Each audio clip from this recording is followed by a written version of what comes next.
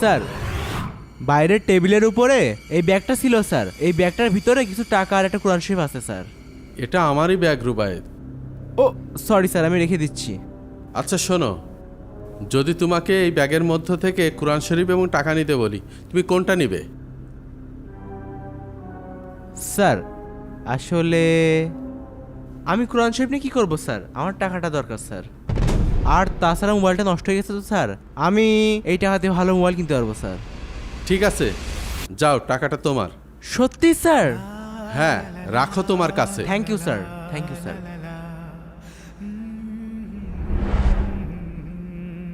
Sir বাইরের টেবিলে কোনো এক কাস্টমার এই ব্যাগটা ফেলে গেছে। না রিফুল, এই ব্যাগটা আমার। ও স্যার, আমি বুঝতে পারিনি। এই শোনো, জি স্যার। দেখো তো এই ব্যাগে কি কি আছে।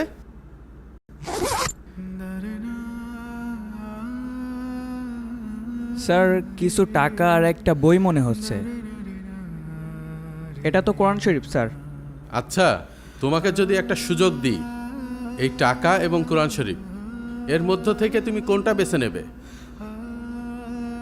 স্যার আমি টাকাটাই নিব। কোরআন শরীফ আমার বাসায় 2-3টা পড়ে আছে, কেউ পড়ে না, আর টাকাটা নিলে আমার কাজে লাগবে। আচ্ছা ঠিক আছে, যাও। Thank you sir.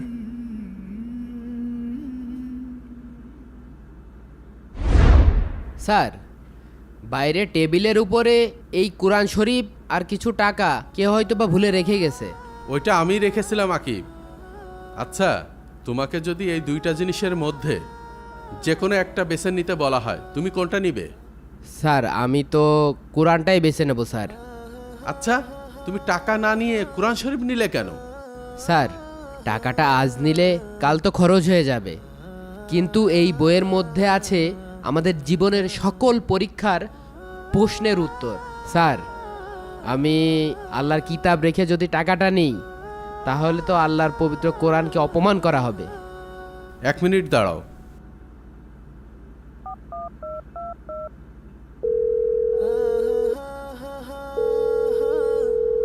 Rubayet, Ariful, তোমরা দুজনাই কাউন্টারে এসো।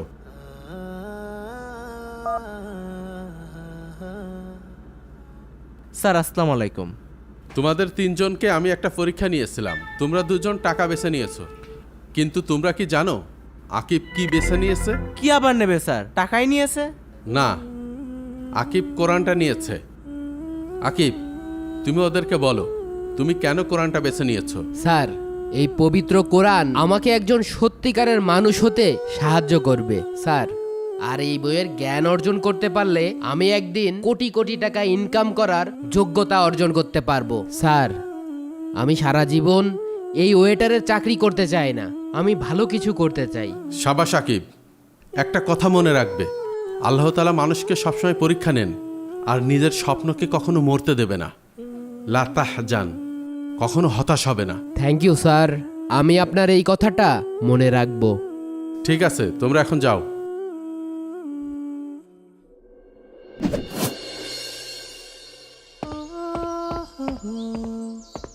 Excuse me. জি স্যার। এই রেস্টুরেন্টের ওনার কোথায়? স্যার স্যার ওই যে ওই সাইডে আছে। ওখানে আছে না? জি। Thank you. Welcome sir. আসসালামু আলাইকুম স্যার। ওয়ালাইকুম আসসালাম। স্যার আপনি কি আমাকে চিনতে পেরেছেন? স্যার আমি আকিব। আরে আকিব, তোমাকে তো চেনাই যাচ্ছে না। তুমি কেমন আছো? কি করছো এখন? আলহামদুলিল্লাহ স্যার। আমি তো স্যার বিসিএস পরীক্ষা দিয়েছিলাম 2বার স্যার, টিকতে পারিনি স্যার। ভেবেছিলাম আমার দ্বারা আর হবে না, আমি তো হার মেনেই নিয়েছিলাম স্যার। কিন্তু স্যার আপনার সেই কথাটা আমার মনে পড়লো, লা তাহজান। লা তাহজান, কখনো হতাশ হবে না। আমি হার মানিনি স্যার। স্যার এইবার বিসিএস এ আমার সিলেকশন হয়েছে, এই মাসে আমার জয়েনিং স্যার। স্যার আমি রাজশাহী জেলার ইয়োনো উপজেলা নির্বাহী অফিসার। দাঁড়াও 1 মিনিট।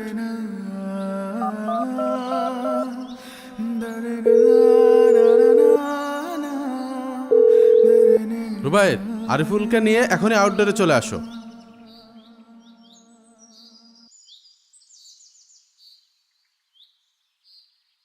আসসালামু আলাইকুম স্যার।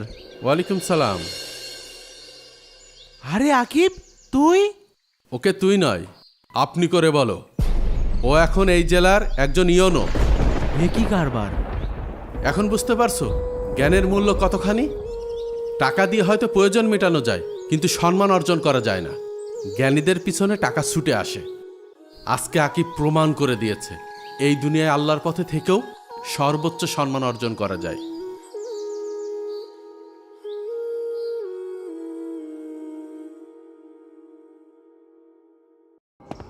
আসসালামু আলাইকুম হুজুর।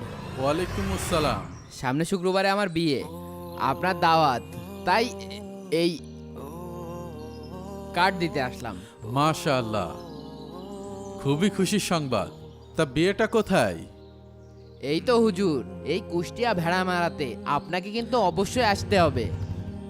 ইনশাআল্লাহ। তা বাবা, পরিবারের পছন্দে বিয়ে করছো না নিজের পছন্দের কেউ আছে? হুজুর, পারিবারিকভাবেই সব হচ্ছে। সবাই জানে যে দেখাশোনা করেই বিয়ে হচ্ছে, কিন্তু ওর সাথে আমার 5 বছরের রিলেশন ছিল। আলহামদুলিল্লাহ। আপনি দোয়া করবেন হুজুর, মেয়েটা খুবই ভালো।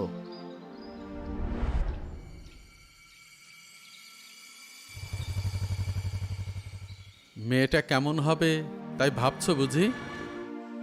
জি হুজুর, জীবনের এত বড় ডিসিশন নিচ্ছি, একটু তো চিন্তা হয়। একটা কাজ করতে পারবে আমার জন্য? জি হুজুর, কি করতে হবে? ওই দেখো মসজিদের বারান্দায় 2টা কাচের গ্লাস আছে, ওই 2টি নিয়ে আসো। গিলাস দিয়ে কি হবে হুজুর? আপনি কি পানি খাবেন? যা বললাম তাই করো বাবা।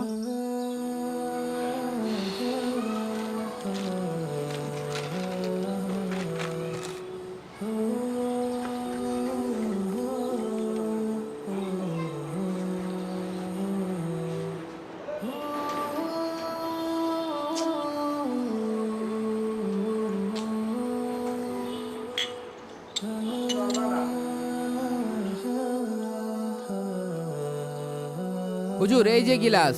বেশ ভালো, নিয়ে আমার সাথে আসো। কি আজব বিষয়।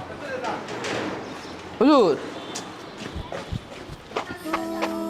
হুজুর, হুজুর, এই গিলাস দিয়ে কি করবো আমি তো বুঝতে পারছি না। হুজুর,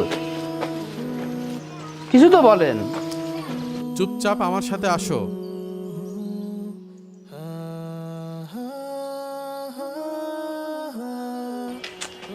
হুজুর, হুজুর, আমার বিয়ের কার্ড দিতে অনেক জায়গায় জাতি হবে। আপনি 2টো গ্লাস হাতে ধরিয়ে দিয়ে নি, কোনো কিছু বলছেন না। এখন আমি কি করব? তুমি এত কথা বলো কেন? যা বলছি তাই শোনো।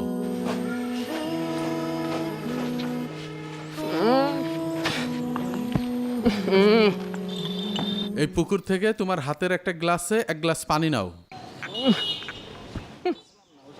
বুঝলাম না হুজুর। এই পচা নোংরা পানি দিয়ে কি করবেন? এটা তো ব্যবহারের যোগ্যও না।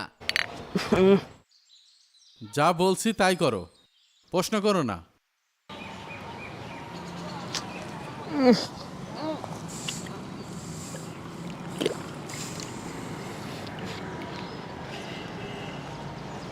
হুজুর, এই গন্ধযুক্ত পানি দিয়ে কি করবেন? আহ, যা বলছি শোনো তো, আমার সাথে আসো। হুজুরকে বিয়ের দাওয়াত দিতে এসে কি মুসিবতে বললাম। কোন কথা বলছে না, উল্টো পাল্টা কাজ করাচ্ছে আমাকে দিয়ে।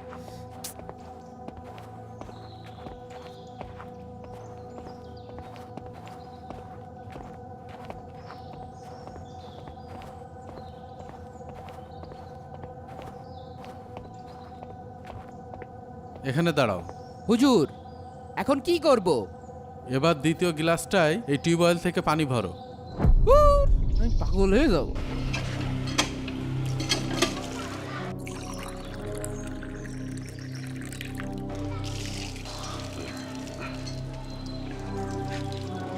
হুজুর, এই যে পড়েছি। আচ্ছা, নিয়ে আসো। আবার হুজুর যে আমার সাথে কি করছে আমি তো কিছুই বুঝতে পারছি রে। এবার এখানে দাঁড়াও। এবার উঁচু করো। বলো তো এখন তোমার সামনে কি আছে? একটাতে স্বচ্ছ পরিষ্কার পানি, আর একটাতে নোংরা গন্ধযুক্ত পানি। তোমাকে যদি এখন পানি খেতে বলি, তুমি কোনটা খাবে? আমি তো হুজুর এই স্বচ্ছ পরিষ্কার পানিটা খাবো।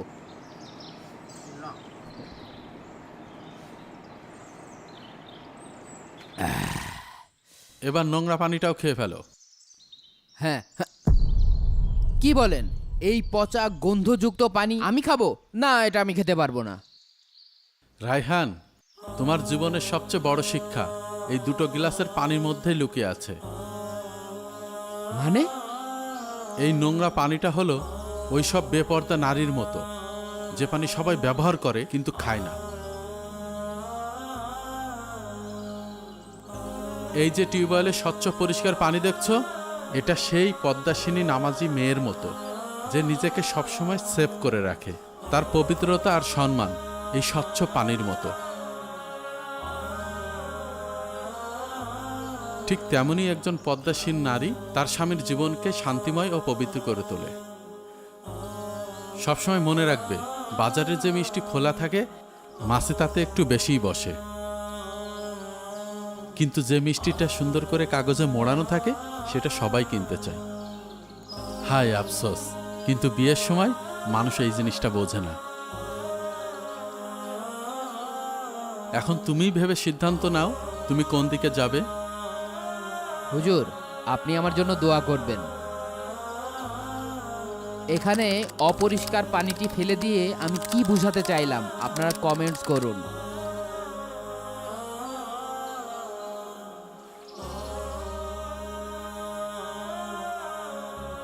আলহামদুলিল্লাহ।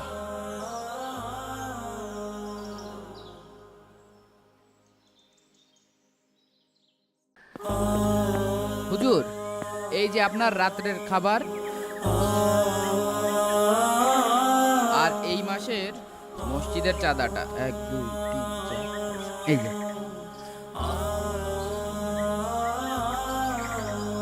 আলহামদুলিল্লাহ, আল্লাহ তোমাদের রিজিকে বারাকা দান করুক বাবা। হুজুরের কাছে কি শুনবো? হুজুর, 1 মিনিট। বলো বাবা। একটা প্রশ্ন ছিল, অনেককে প্রশ্নটা জিজ্ঞাসা করেছি, আসলে কেউই মন মতো উত্তরটা দিতে পারেনি, তাই ভাবলাম আপনাকে একবার জিজ্ঞেস করে দেখি। কি সমস্যা? হুজুর, আমার নজর খুব খারাপ হয়ে গেছে। রাস্তায় মেয়ে ছেলে দেখলে ফ্যাল ফ্যাল করে তাকায় থাকি। সারাদিন মেয়েদের সাথে গল্প করি, রাত হলে তো ভিডিও। নাউজুবিল্লাহ, আস্তাগফিরুল্লাহ, আস্তাগফিরুল্লাহ। এমন খারাপ অবস্থা হয়ে গেছে, নিজের বোনের দিক তাকালেও লজ্জা লাগে, মায়ের সামনে দাঁড়াতে পারি না। চলো বাবা, আমার সাথে মসজিদে চলো। এখন? হ্যাঁ, এখনই। হুজুর, আমার তো বাইক আছে, দাঁড়ান আমি বাইকটা নিয়ে আসি। না, হ্যাঁ? হেঁটে যেতে হবে। আচ্ছা চলেন।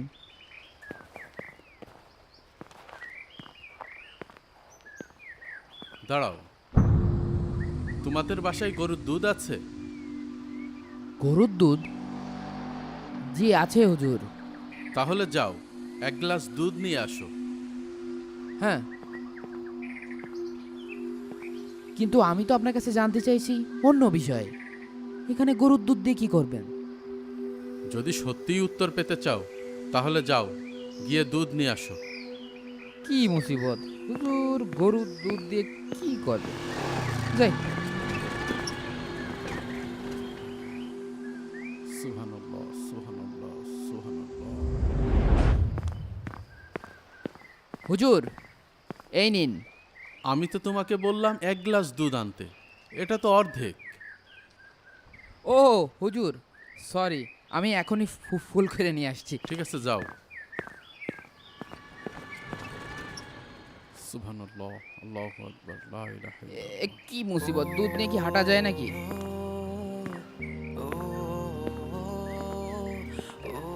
এই যে হুজুর। ভালো, এবার ঠিক আছে। যাক হুজুর, এইবার বলেন তো এই দুধ দিয়ে কি করবেন? তোমার উত্তর এখানেই আছে বাবা। মানে? চলো, আমার সাথে মসজিদে চলো। তবে মনে রেখো, 1 ফোঁটা দুধ যেন এই গ্লাস থেকে নিচে না পড়ে। যদি পড়ে তাহলে তোমার প্রশ্নের উত্তর পাবে না। এই ভরা গিলাস নিয়ে কিভাবে যাব? হ্যাঁ, এই গ্লাস নিয়েই যেতে হবে। পড়িস না।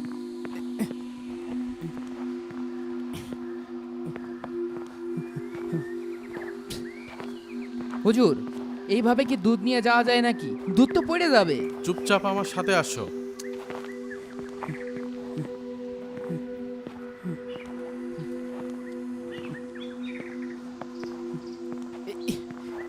পড়িস না। ওরে আল্লাহ রে, কি মুসিবত!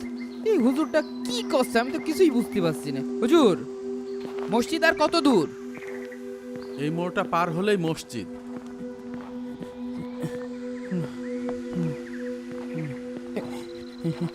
এবার দাঁড়াও। এটা কি?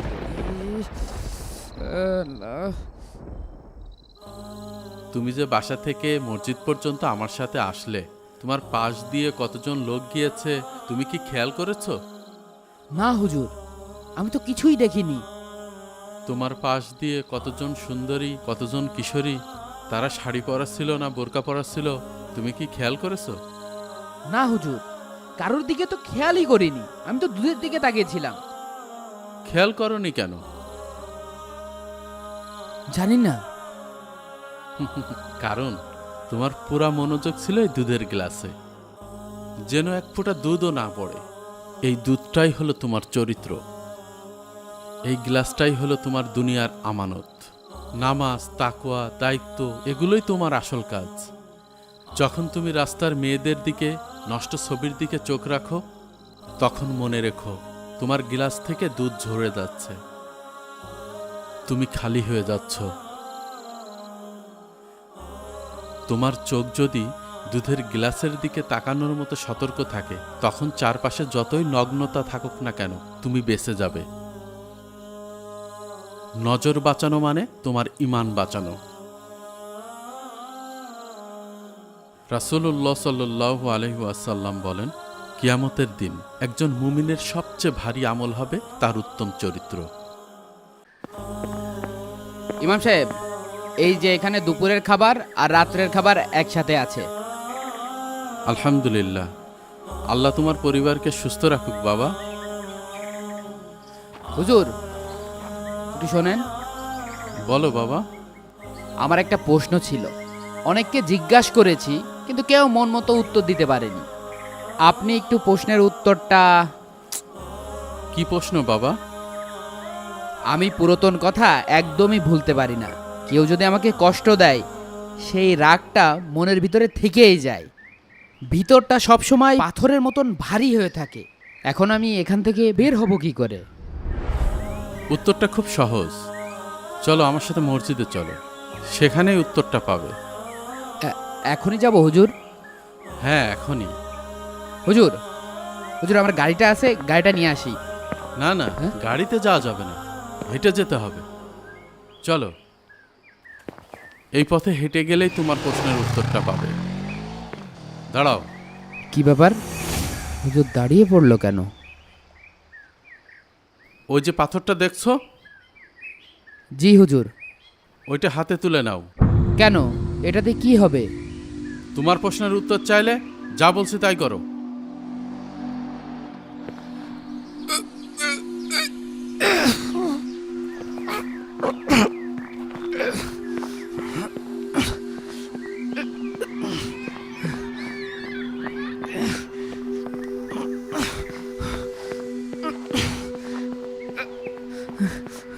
হুজুর, পাথরটা তো অনেক ভারী, পাচ্ছি না। চুপচাপ সাথে আসো। হুজুর, মসজিদ আর কত দূর? ওই সামনের মোড়টা পার হলেই মসজিদ।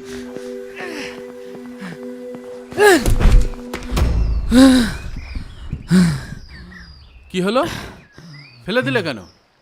এত ভারী পাথর কি উঁচু করা যায়? আমার 2 হাত অবাস হয়ে গেছে।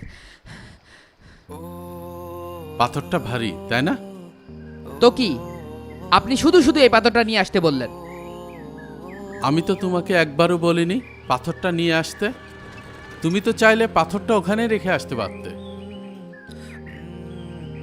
কিন্তু আপনিই তো তুলতে বললেন। হ্যাঁ, তুলতে বলেছিলাম, তোমাকে বোঝানোর জন্য। ওই যে পাথরটা দেখছো, জি হুজুর। ওইটা হাতে তুলে নাও। কেন? এটাতে কি হবে? তোমার প্রশ্নের উত্তর চাইলে যা বলছি তাই করো।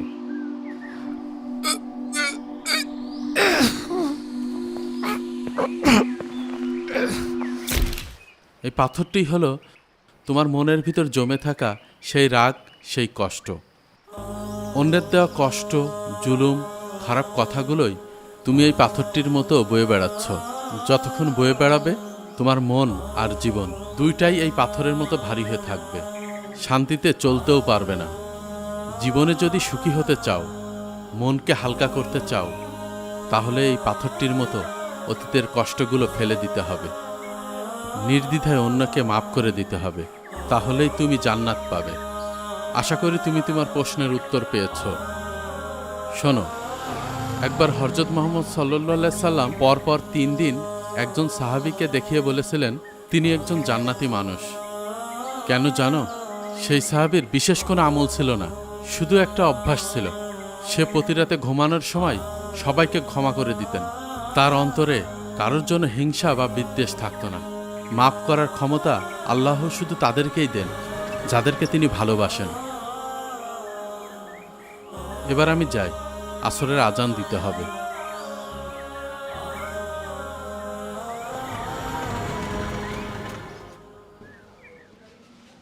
কি সুন্দর ধর্ম পেয়েছি যেখানে ক্ষমা করলেই জান্নাত পাওয়া যায়। এত সুন্দর ভিডিওটি এখনই শেয়ার করে দিন।